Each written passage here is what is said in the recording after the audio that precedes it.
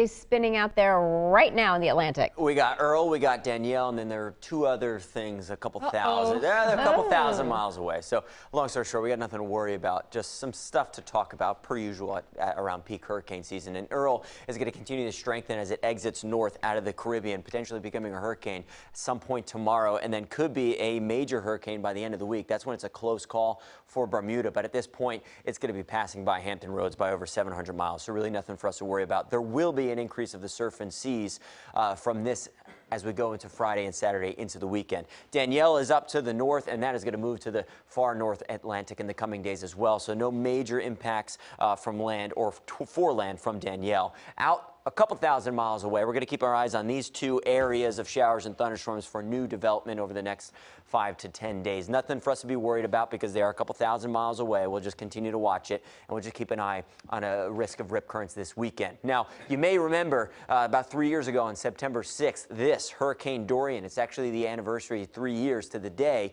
of when Hurricane Dorian made landfall on Cape Hatteras as a Category 2 storm, kind of made that bend right up the coastline along the Gulf Stream, kind of intensified and then slammed the Outer Banks pretty good with some winds around 100 miles an hour. It was making that landfall. But most notably, it wasn't the wind with this system. It was the rain, upwards of 7 inches in some locations in North Carolina, and the storm surge, a surge of 4 to 7 feet, left folks in Ocracoke stranded in their attics when we're talking about storm surge and the flooding. It's a reminder that among all tropical cyclone impacts, it's water, particularly the surge, that poses the biggest risk. And I mean, let's ask Don. You've seen your fair share of hurricanes. Among the tornadoes, the wind gusts, it's the water that does it. And with Dorian, it was actually a surge from the sound because of the north wind wrapping around the system. Yeah, that was an unusual system because usually the Hurricane Center predicts things very, very accurately in terms of where the track of the storm is.